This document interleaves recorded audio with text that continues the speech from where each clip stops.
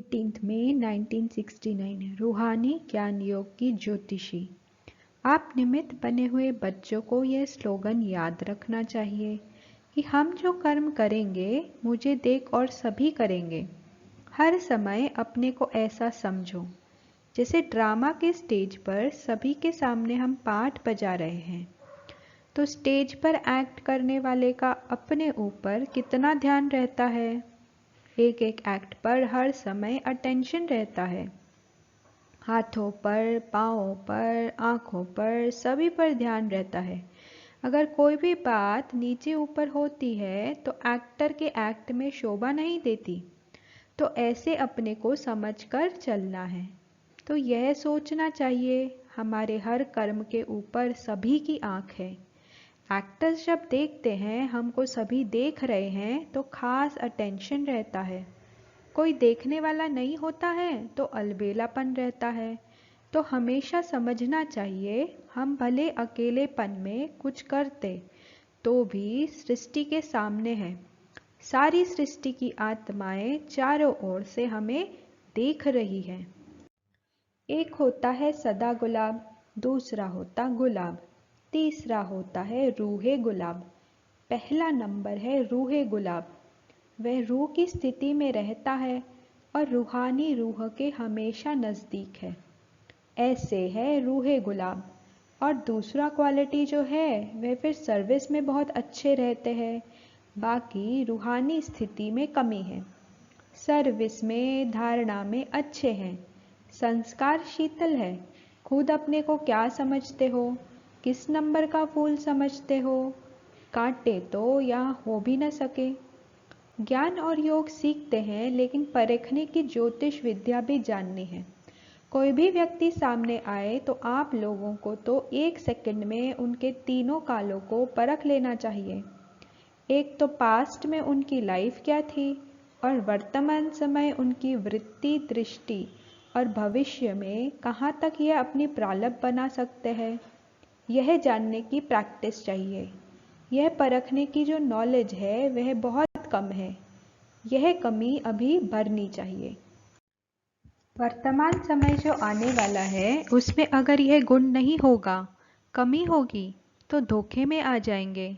कई ऐसी आत्माएं आपके सामने आएंगी जो अंदर एक और बाहर से दूसरी होगी। परीक्षा के लिए आएंगी, क्योंकि कई समझते हैं कि यह सिर्फ रटे हुए हैं।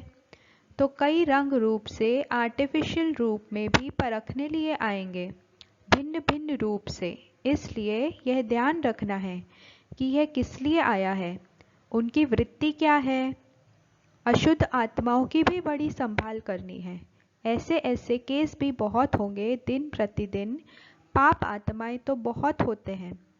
आपदाएं, अकाले मृत्यु, पाप कर्म बढ़ते जाते हैं। तो उन्हों की वासनाएं जो रह जाती हैं वह फिर अशुद्ध आत्माओं के रूप में भटकती है।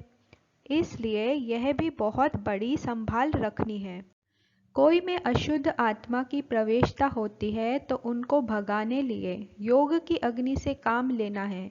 हर कर्मेंद्रियों को योग अग्नि में तपाना है, तो फिर कोई वार नहीं कर सकेंगे। थोड़ा भी कहाँ ढीलापन हुआ, कोई भी कर्मेंद्रिया ढीली हुई तो फिर प्रवेशता हो सकती है। वह अशुद्ध आत्माएं भी बड़ी पावरफुल होती है।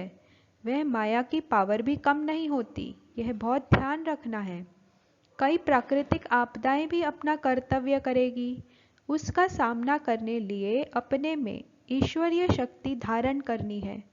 उस समय स्नेह नहीं रखना है, उस समय शक्ति रूप की आवश्यकता है। किस समय स्नेह मूर्त, किस समय शक्ति रूप बनना है, यह भी सोचना है। इन सभी बातों में शक्ति रूप की आवश्यकता है। अगर कोई ऐसा आया और उनको ज़्यादा स्नेह दिखाया तो कहाँ नुकसान भी हो सकता है।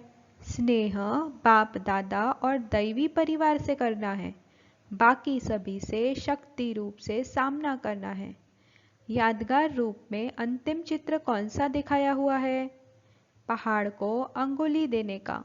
अंगुली यह शक्ति की देनी है। इससे ही कलयुगी पहाड़ खत्म होगा। इसमें हर एक की अंगुली की दरकार है। इस कलयुगी पहाड़ को जल्दी अंगुली देकर फिर सत्युगी दुनिया को लाना है। साकार के साथ स्नेह है तो जल्दी जल्दी इस पुरानी दुनिया से चलने की तैयारी करो।